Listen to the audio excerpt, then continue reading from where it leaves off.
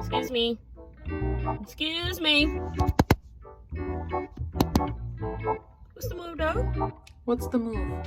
Good morning, good afternoon, and good evening. This is Muka here, the founder of The Move, where our motto is building and bridging community one brick at a time. What's the move? Y'all know we're a consultant organization that travels to institutions, high schools, colleges, and businesses that talk about diversity, equity, and inclusion and community building initiatives. We evaluate procedure and we figure out new strategies and intentional actions to make every space transformatively inclusive.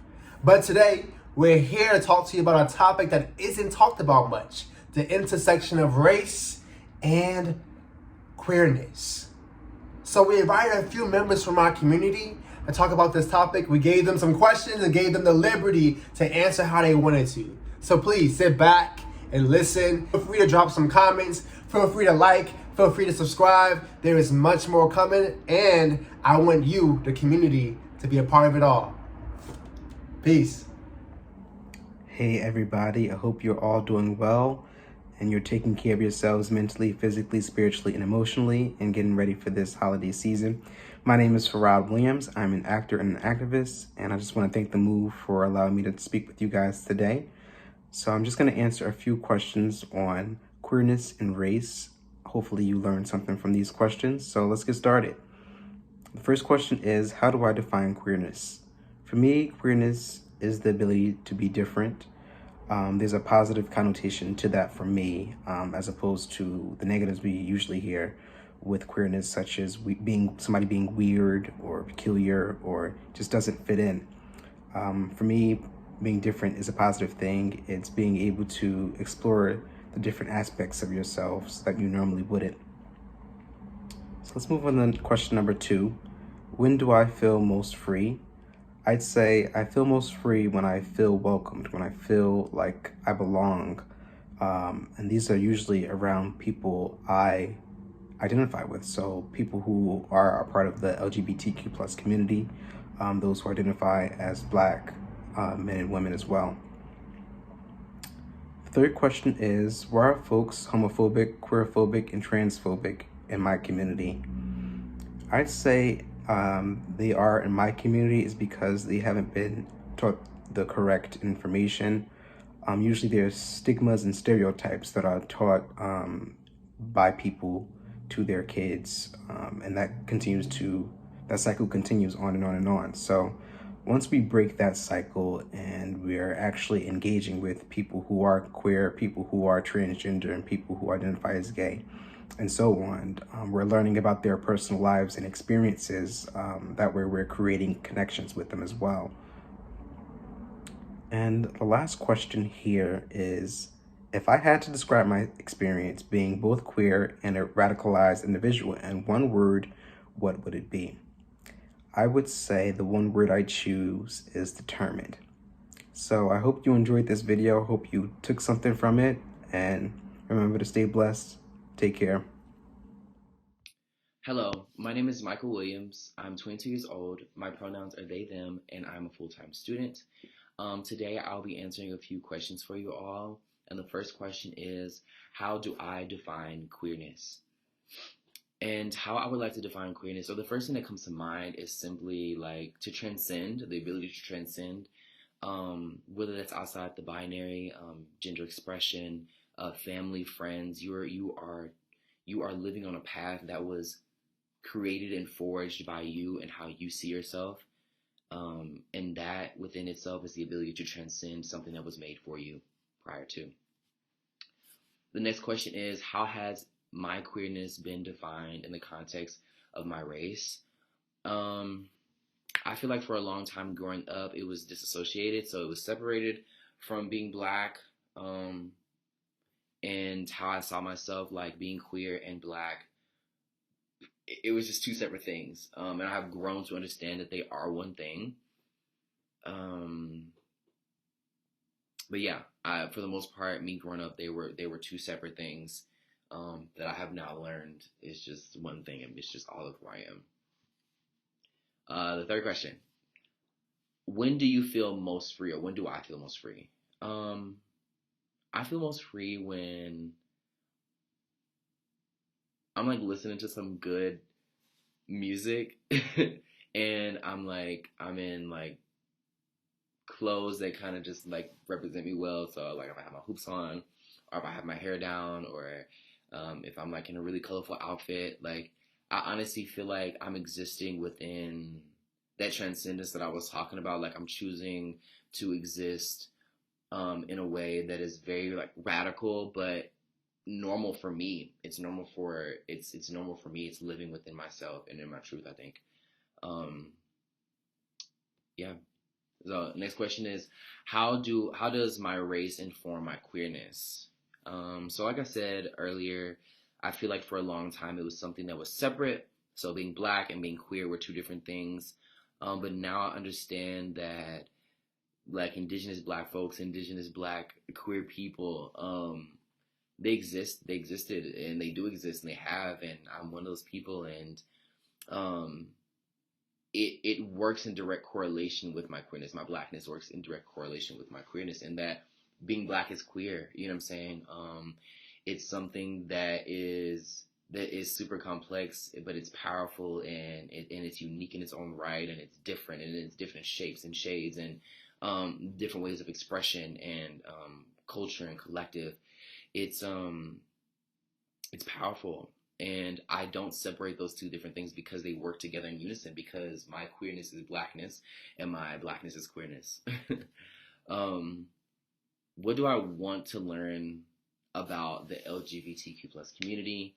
um I think I want to know more about disability justice and how that is a direct intersection with queer identities, specifically black and brown bodies.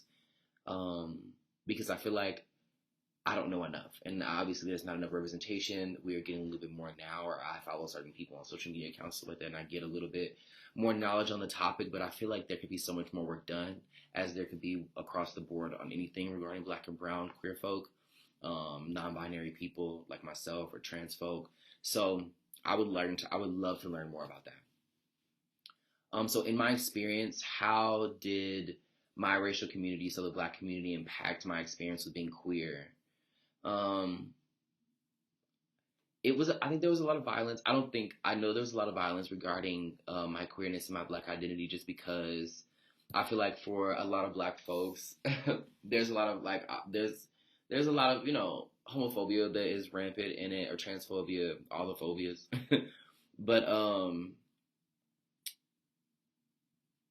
I think that it's impacted in the sense of, how I think about it is, I think black people, or my family, or my black community, looked at me and said, okay, you're already black and you're already a man, or just being black in general. Um, do not put queerness on top of that. Do not put being gay on top of that. And I think that in their own version, which could, some people probably think that I'm making an excuse, but it was their way of protecting me, you know. But what I now understand to be harm and violence that was done or enacted on me. So yeah, it kind of made it a little bit difficult for me to accept my queerness, to allow myself to love myself in that region, that aspect of my life, just because for so long I've been taught a certain way about how I'm supposed to conduct myself, my mannerisms, being queer in general.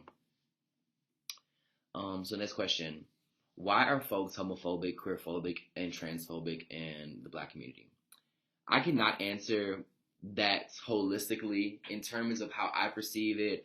I think that it's deeper than just being black. I think it goes all the way back to colonization, and um, what we understand to be right and wrong, um, and what predates colonization. And when I say that, I mean that queer people were celebrated, and they were it was normal, and they lived amongst people who lived within the binary all the time. And I think that harm and violence of slavery, colonization, the colonization of our minds, is why queer black and brown people experience so much violence from their own community, is because our community has taken on the colonized ideas that were forced upon us way back, way back when. But yeah. So the next question is, where does the fear come from? I think that the fear comes from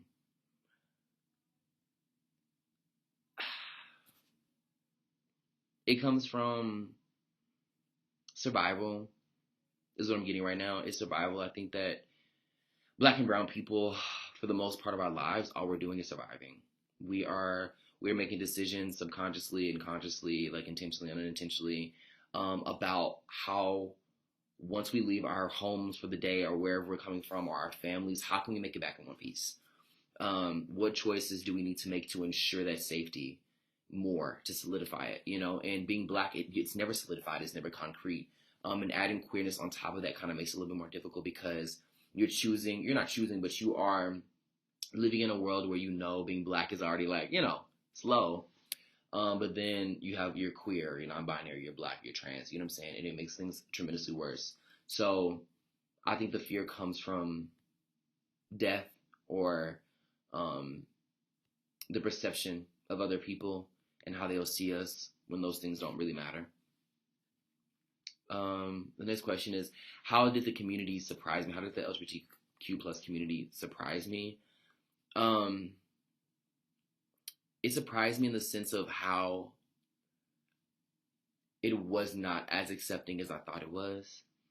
And this goes into the next question of how did it let me down was I soon realized after trying to adapt and grow within myself and my queer identity that it was only accepting towards certain folks, white queer people, white queer cisgendered folks. And that was really hard for me because I was none of those things. I was Black, I was femme, I was non-binary, and it surprised me and it hurt me and it let me down because I realized that I was not only marginalized within being Black, but I was marginalized within being queer as well, and marginalized within the terms of cisgendered identity and marginalized within the preferred energy or things that I should be expressing. So like being masculine or feminine, I'm femme, and I'm excluded from a lot of things from that. So I'm just within this super marginalized circle, a small circle of folks, and it's really hard, So there's that. The next question is, what do I want allies, accomplices, and co-conspirators to know? I want them to know that they need to do more. Do more. I think that a lot of times we give allies or accomplices or co-conspirators like praise for doing nothing, like the bare minimum. Like, I'm existing out here and I'm choosing to live my life in the fullest way and that I know how to make myself happy. And for some reason that seemed as a radical act, and it's not radical, it's normal. You know what I mean? And I feel like allies and accomplices and co-conspirators want you to pat their back along the way and be like, oh, tell me what I'm doing right. And it's just like, no, I can't. I don't have the energy. I don't have the capacity to support myself and my emotional and mental and spiritual and physical and queer and Black needs, and then go back and then pat you on the back for being straight, or you know what I'm saying, or being cisgendered, and you so happen to treat me like a person. You know what I'm saying? That is the bare minimum. That is the bare minimum, and recognizing that and doing more to and understanding how you should show up and hold yourself accountable for your queer brothers and sisters. Yeah. And for the last question, it says, if I had to describe my experience for being both queer and like a racialized individual in one word, what would that be? And currently right now, it is exhausted. I don't think that a lot of people understand what it's like to, on a day-to-day basis, exist and understand that I don't have the privilege of just getting to exist, but I am surviving.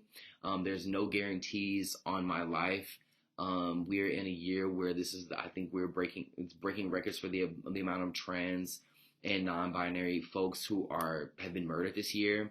And it's scary, and to always have to be in a mode of protective mode or survival mode, or not knowing or unsure, not knowing where people are and how they're looking at you or whatever. It's exhausting. And I think that I say that because it's true. And it's also very sad because, like I said, I'm very young and I have so much more of my life to live. And I know they're going to be greater and bigger feats that I'm going to be able to do, and I'm going to do well at. But I should in no way, shape, or form be this exhausted for just wanting to exist and to live. So yeah, exhaustion is the word. I know that was more than one word, but exhaustion is the word. But once again, my name is Michael. I'm 22. My pronouns are they, them, and I'm a full-time student. Thank you so much for listening. Hear me out, and yeah, I hope you have a good one. My name's Ale. My pronouns are she, her, and I'm here to share some reflections on queerness and race. So, to me, queerness is something that transcends sexuality. To me, it's this fluidity of thought, of expression, of love, and of being.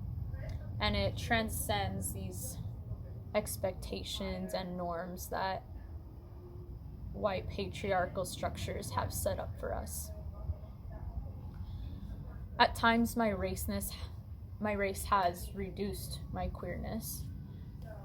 And I recognize that my Mexican culture is also plagued by oppressive ideologies, and there's a lot of that I've had to unlearn, both from a racial perspective, but also in relation to my queerness. At other times, my race can amplify my queerness, reminding me of the many beautiful ways in which my existence resists the status quo. And I feel most free when I am vulnerable and safe. So oftentimes this will be in the company of people who love and accept me as I am, with people who I don't need to put up walls for, don't need to justify myself for. And other times this will be in natural spaces, so in spaces that are nurturing and healing to my mind and my body. Race informs my queerness because it makes me headstrong. So the Mexican side of me won't accept any disrespect to who I am, and I think that translates to my sexuality too. On the other hand, my queerness informs my race because it provides me this openness to accept my experience as a Latina woman, and reminds me that I can make it what I want it to be, and it doesn't have to be confined to what I believe or what other people believe it should be. And in years past, I felt as though I wasn't fully Mexican, so I wasn't fully American, and kind of in this in-between. But I think as I've gotten more in touch and in tune with my queerness, my queerness says it's okay. That it's okay to flow and to simply speak my truth about my lived experience. I want to learn and encounter stories of queer folks who have learned and mastered the arts of radical self-love and self-acceptance, to find a sense of wholeness and freedom in a world that is constantly trying to kill and erase us. And also, I want to know how we can work and come together towards a collective liberation, right? Because our queerness inevitably is tied to all of our other experiences and identities. I think my racial community has often made me feel as though my queerness is a made-up fantasy or a symptom of an illness. I'd say I have family members who often mute my queerness and tell me that it's the result of something being wrong inside, or it might just be some kind of phase that I will grow out of. And I think people in my community are homophobic and queerphobic because they were probably shamed or punished when they tried to step over the lines of gender norms in their youth, thus learning that queerness was wrong. I believe that this fear comes from seeking validation and acceptance from society instead of fostering a deep self-love. And I truly believe that if people love themselves and found their inner peace and source their love from inside, then there would be no need for hatred or fear.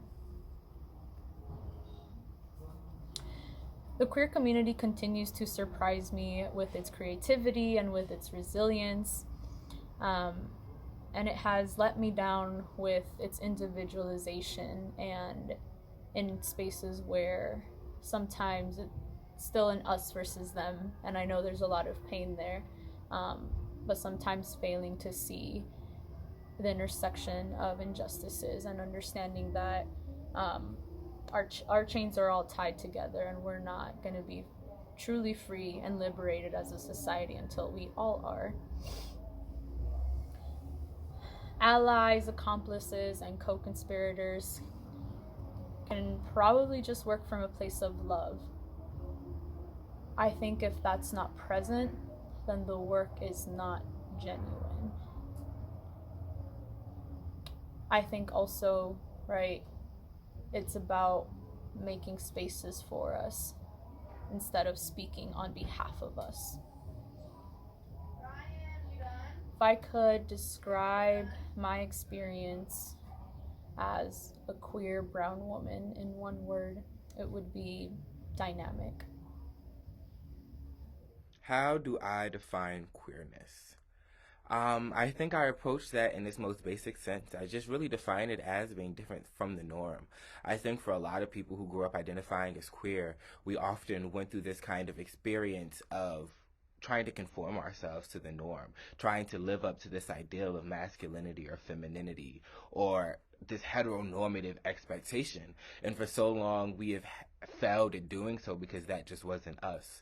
So when I think of queerness, I just think of not fitting the norm and being othered. Moving forward, how do I think that my identity of blackness intersects with my identity of queerness? I think that is a really interesting question because so often as people who have intersectional identities, we kind of do this mathematical equation of who we are in a given moment. You know, in some spaces, I always have to put on am I coming into this room first as an African American individual, or am I coming into this room first as a queer individual? And there's almost this sort of ordering of our social identities, which doesn't really benefit us.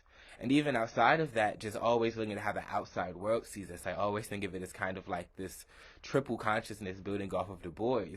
Because not only am I understanding how I see myself, but I'm also understanding how the society sees me at times as a threatening, masculine black figure, depending on where I am.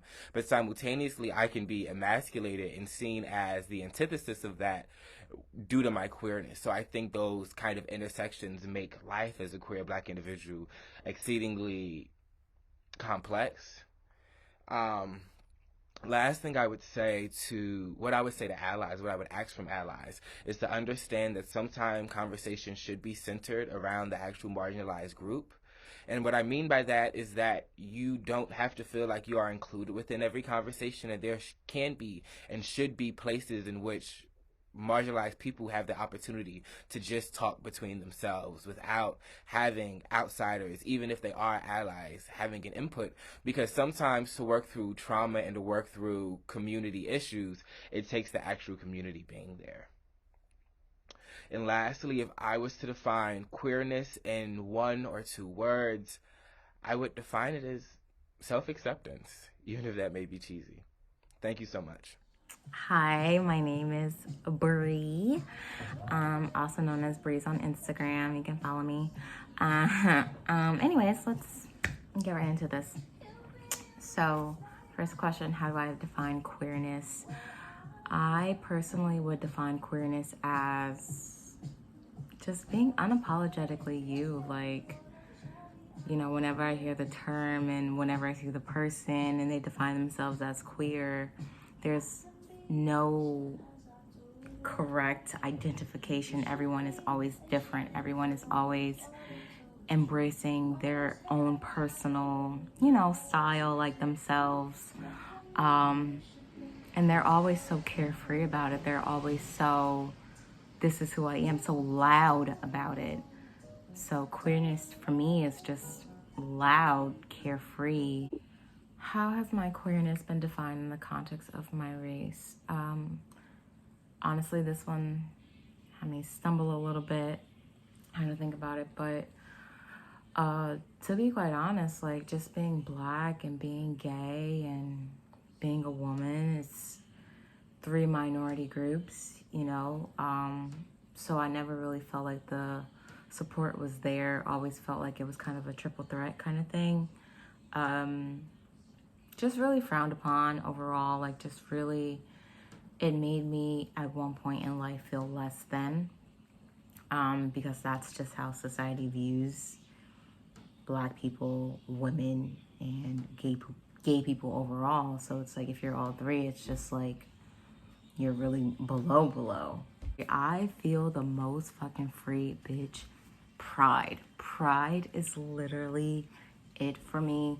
Like, don't get me wrong, like, I kind of feel free on a daily basis. Like, I'm gonna do what I want regardless, but pride really gives me that energy that I seek on a daily basis from everybody, just to be surrounded by your own community. Queerness informs my racial identity because it's just like, it's creating that soft spot in a sense for Black people. Like, in the Black community, like, being gay, especially like back in the day, it's frowned upon. Like, you know, a lot of the older generation, they don't understand it still. You know, they're really like, things were just different back then. But I feel like now, like, we're more vulnerable, we're more outspoken, we're more free. And I think that's just sending a message for not only, you know, for people outside of the Black community, but especially, more importantly, for people inside of the Black community. Like, it's okay to be who you are. Like, my race informs queerness because it just honestly forces, like, people that are not minorities to realize there are minorities in this community as well. Like, it kind of just forces them to, you know, explore other perspectives, which is super important, especially due to the fact that the other perspectives are typically marginalized. So I want to learn everything. Like, I don't know every fucking thing in this community. I don't. Like, everyone identifies as something different, and I respect it. Not saying I completely understand it, but I respect it for sure. All right, we had to switch locations, but we still here. So how have my experiences, or how did my experience in my racial community impact my experience with being queer? Up in the Black community, you know, I was young. I didn't really know much. I didn't really see much representation of Black queer people. And when I did, they were usually frowned upon. Like, my family always kind of did a kiki, like, oh, you know, the term back then was fruity. Like, that was just what they kind of threw out, but it was always used in a derogatory way. So when I did start to pick up on things and realize, like, hey, I might be this actual way, because, you know, when I was a certain age, I did play house. I'm pretty sure a lot of us did. But when I was playing house with that specific girl, I always, you know, after the fact, I always felt really dirty. Like, I always felt like, this isn't supposed to be happening. Like, what am I doing? Ew. But the crazy part is, like, it was, I wanted to do it. It wasn't until after the fact where I felt like nasty. I felt like this is a sin almost. I didn't know back then what sins were, but, you know, being like 8 or 9, I'm just like, yo, this is not supposed to be happening. We're doing something wrong. So the Black community, or, well, being queer and growing up being Black, it just made me feel like, you know, I was doing something wrong constantly. I feel like people have all of these phobias in the Black community simply because there's a lack of representation. Like, there's this fear almost, like, okay, we as Black people, we're always, we have to be strong no matter what. So in a sense, I feel like, you know, when other Black people, or, yeah, like, when they see queerness, or when they see something different than the standard hetero, it's a symbol of weakness for them. And that's why a lot of Black people are so, like, judgy, especially the older generations. They're so judgy because it's just like, why are you that way? Like, we're already down bad enough. Like, why are you this? Like, why are you weaker than what we're already cast as in society? So, and honestly, like, I'm not even just in the Black community, but just period, like, in general, like, everywhere. Like, I just feel like these people, everyone who has all of these phobias, they're just scared. Like, they don't know how to embrace someone else's truth. They have to project their own ideals onto someone else. Like, if you're not living the life that I'm living, you're doing it wrong, period. And that's their own fucking insecurities. That's them fucking projecting. And honestly, I feel like that fear comes from just not really living their own truth. Like, don't be mad at us because we out here embracing what the fuck we want to do. Like, we out here loud and proud, and you over there living in, not even saying like these people are like gay low key or anything like that. It's just the fact that they did not have the courage to speak up, to stand up for themselves, to live their best life, to live their to live in their truth, like be their true selves. So all of the hate, is just a projection of insecurity, in my opinion. Identity definitely surprised me because I didn't realize how many of us there were. Like, I didn't even come out. Like, it was no coming out for me. Well, to my peers anyway. To my family, I officially came out to like my mom and my grandmother. But to my peers, I just showed up one day with a girl on my side, like, hey, like, this is what it is. But it surprised me because there wasn't much judgment there. Like, you know, growing up, high school is a really tricky place. It's really, really catty. You know, it's a lot of stuff. And I definitely went through my fair share, of things. But pertaining to that specific thing, like, I felt like I didn't have much trouble. Like, I didn't feel like I was like misplaced or judged or anything. I kind of just like felt like I was at home. I was trying to like just sit here and think about like how the Black community may have let me down. I don't have many disappointments, and I'm really grateful for that. Overall, my experience, since I've kind of come to know who I am, it's been pretty great. I've had maybe 2 experiences, and that was me dating the wrong people, where their families were just not as accepting as I would have liked it to be. But again, these individuals, they did come from a Caribbean background, and I do feel like with the Caribbean community, it can be a little more complex because there's a lot that goes into that. I personally can't speak on it. I don't really know personally, but just living through those specific individuals, like it weighs really heavy. It does. So I definitely felt judgment there, and I was definitely disappointed in those moments where, I was just sad because they couldn't accept me for who I am. Not only me, but they couldn't accept their child for who they were. So that was a little saddening, disheartening rather. I just feel like they're just a little bit more stuck in their ways. They're not necessarily open to, new ideas, new relationships, just exploring outside of the norm per se. So that definitely let me down. Like, especially if you're dating someone who's not necessarily like outspoken or proud of being who they are, it can definitely be a lot to handle. Because not only are you trying to like live for yourself, but you're trying to live for them too, which is it's just a lot. It's just a lot. I want them all to know we ain't going nowhere. Like, period. That's as best as it's gonna get. That's as simple as it has to get. Like, we're not going anywhere anytime soon. Probably never. So get used to it. Period. If I had to choose one word being, queer and a minority, the one word I would choose, I would have to say, is blessed. Like, we're the best that it gets.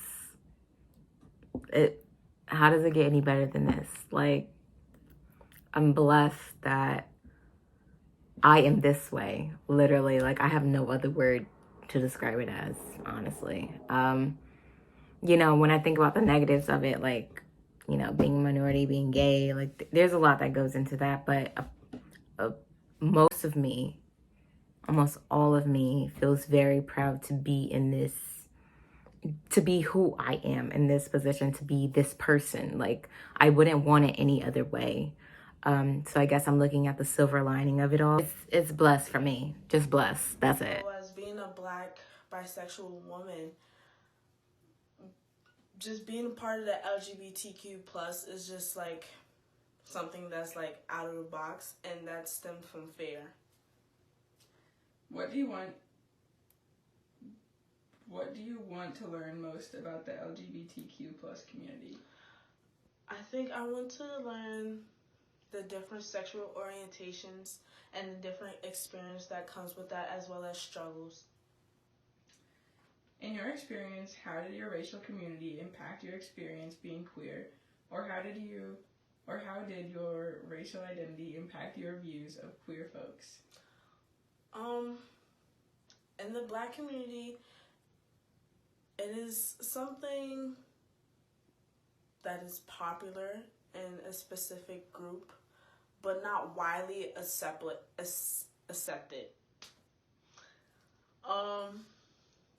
Yes. Why are folks homophobic, queerphobic, or transphobic in your community? I think the fear, as well as the history of that specific group of the LGBTQ plus community, the history behind specific groups in different eras in the country, and the trauma behind the history and that took place. Where does the fear come from? The history that we learned in school, especially with the Holocaust.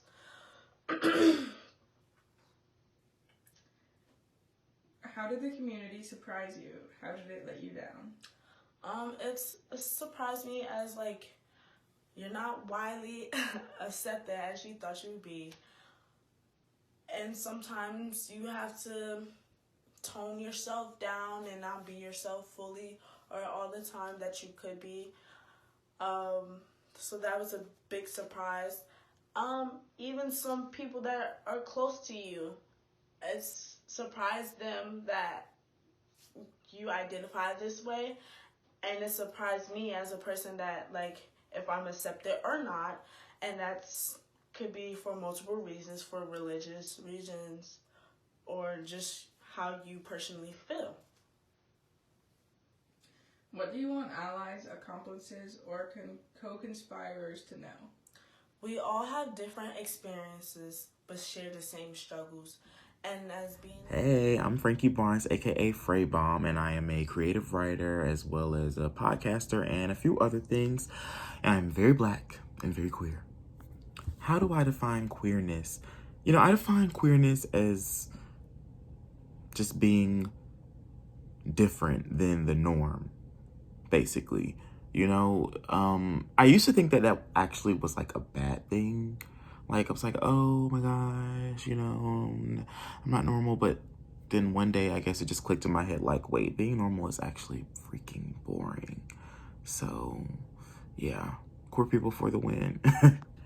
Being queer while being Black is quite the experience. It is a very unique one, I would say. You definitely understand what discrimination is like, period. Like, there's no way around it. There's no ifs, ands, or buts. Actually, there are probably some ands. Yeah. But, it's a very unique experience. I wouldn't trade it for anything in the world, but it is a painful one. Being Black, especially with me being from the South, a lot of Black people from the South are heavily involved in the church.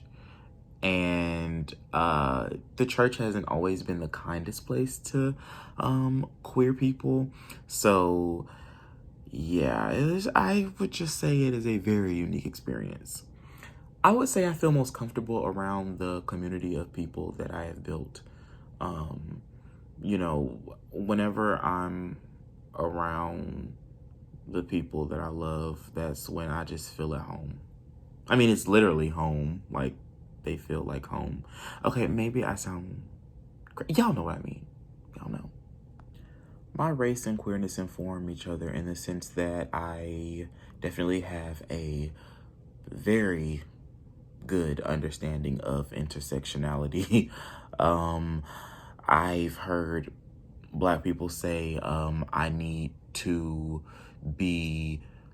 understand, I need to say what is more important, being Black or being queer.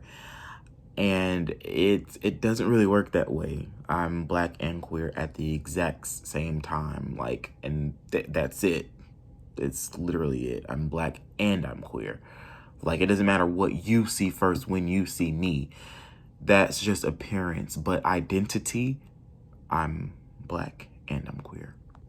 What I want everyone to learn the most about the LGBTQ plus community is that we do not look a certain way.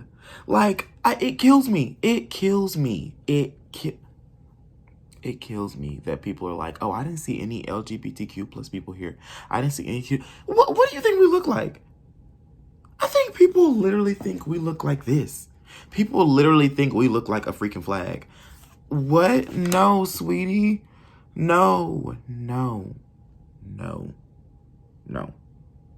We do not all look a certain way. Like, I promise y'all. We are all over. We all walk different, talk different. We just all share that we're queer, and that's it. My racial identity impacted my queer identity a lot. It does a lot now, all the time. Being Black, like I said, Black people are heavily in the church, and people have this idea of what's being said in the Bible and blah, blah, blah. Basically, there's a lot of hate from other Black people that who are of queer experience and who are not. I think that growing up, for a period of time, I thought that being gay was wrong, being queer was wrong.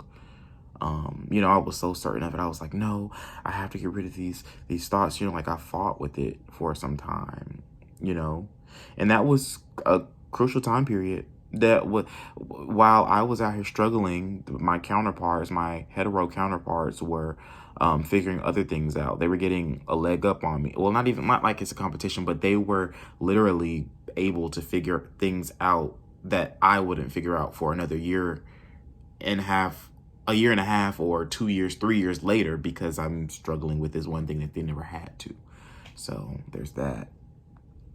I kind of just answered this, but I think that people are homophobic, queerphobic, transphobic, all of that in my own community, the Black community, because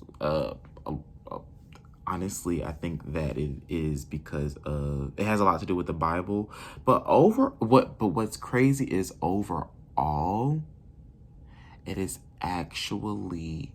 all actually stems from white supremacy.